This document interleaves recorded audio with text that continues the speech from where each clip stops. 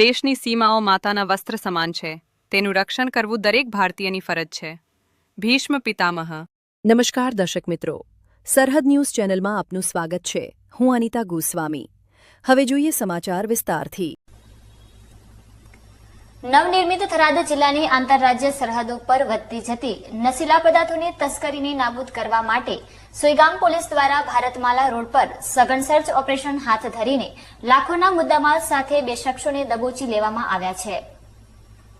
નવનિર્મિત થરાદ જિલ્લાની આંતરરાજ્ય સરહદો પર વધતી જતી નશીલા પદાર્થોની તસ્કરીને નાબૂદ કરવા માટે સુઈગામ પોલીસ દ્વારા ભારતમાલા રોડ પર સઘન સર્ચ ઓપરેશન હાથ ધરીને લાખોના મુદ્દામાલ સાથે બે શખ્સોને દબોચી લેવામાં આવ્યા છે. થરાદ જિલ્લા પોલીસ અધિક્ષક ચિંતન તેરૈયા દ્વારા સરહદી વિસ્તારોમાં ઝીરો ટોલરન્સ નીતિના અમલીકરણ માટે આપવામાં આવેલી કડક સૂચનાઓના પગલે સુઈગામ પોલીસ એક્શન મોડમાં આવી છે. Suigam police inspector H M. પટેલના સીધા માર્ગદર્શન હેઠળ પોલીસ સ્ટાફ દ્વારા ભારતમાલા રોડ પર આવેલા જોરાવરગઢ ટોલ પ્લાઝા પાસે વ્યૂહાત્મક વાહન ચેકિંગ હાથ ધરવામાં આવ્યું હતું. આ દરમિયાન થરાદ તરફથી આવી રહેલા એક શંકાસ્પદ ટ્રેલરને અટકાવી તેની ઝીણવટભરી તપાસ કરતા તેમાંથી 4 કિલો 633 ગ્રામ પોષ ડોડાનો જથ્થો મળી આવ્યો હતો. પોલીસે આ માદક પદાર્થ, જેની કિંમત અંદાજે 69,495 રૂપિયા છે અને અંદાજે 10 લાખની કિંમતનું ટ્રેલર મળી કુલ 10,79,495 રૂપિયાનો મુદ્દામાલ જપ્ત કર્યો છે.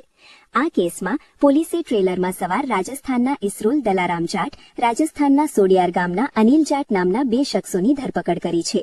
પોલીસની પ્રાથમિક તપાસમાં બહાર આવ્યું છે કે આ નશીલો જથ્થો સપ્લાય કરનાર અન્ય બે શખ્સો પણ આ નેટવર્કમાં સામેલ છે, જેમના સહિત કુલ 4 ઇસમો વિરુદ્ધ એનડીપીએસ એક્ટ હેઠળ ગુનો નોંધી વધુ તપાસ તેજ કરવામાં આવી છે.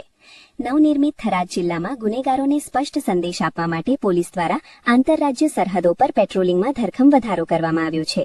ખાસ કરીને ભારતમાલા રોડ જેવા મહત્વના માર્ગોનો ઉપયોગ માદક પદાર્થોની હેરફેર માટે ન થાય તે માટે ટેકનિકલ સર્વેલન્સની પણ મદદ લેવામાં આવી રહી છે.